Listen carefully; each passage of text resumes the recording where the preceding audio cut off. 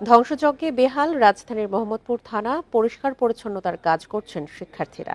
ভবনের ভেতরে বাইরে জমে থাকা ময়লা পরিষ্কারের পাশাপাশি দেয়াল থেকে পোড়া চিহ্ন মুছে দেওয়া হচ্ছে রং দিয়ে। প্রিয় নম্বর সেট করে বিকাশে সেন্ড মানি করুন ফ্রি। শনিবার শিক্ষার্থীরা এই কাজ শুরু করেন। তাদের সঙ্গে যোগ দেন বিভিন্ন স্বেচ্ছাসেবী সংগঠনের সদস্যরাও। শিক্ষার্থীরা জানান, থানা পরিষ্কারের সিদ্ধান্ত নেওয়া হয় শুক্রবার রাতে।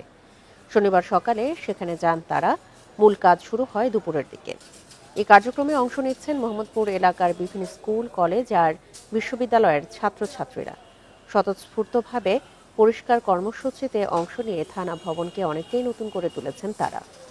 এ সময় তাদের সঙ্গে সেনাবাহিনীর সদস্যদেরও দেখা গেছে।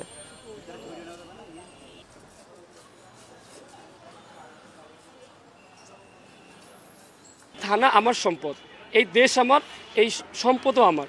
আমি আমার নিজের বিবেকের তাড়নায় আমি এখানে আসছি, যে আমি এখানে এসে আমরা বিভিন্ন ধরনের ক্লিনিংয়ের কাজ করেছি, ধোয়া মোছার কাজ করেছি। মোহাম্মদপুর থানাতে যে পুরো জিনিসপত্রগুলো ছিল, যেগুলো ভাঙচুর হয়েছে, তাদের তা পরিষ্কার করার জন্য আদাবর থানা এবং মিরপুর থানার সাথে আমাদের কথা চলছে। আমরা যদি পারমিশন পাই তাহলে কালকে আমরা আদাবর এবং মিরপুরে দুটো থানায় কাজ করব।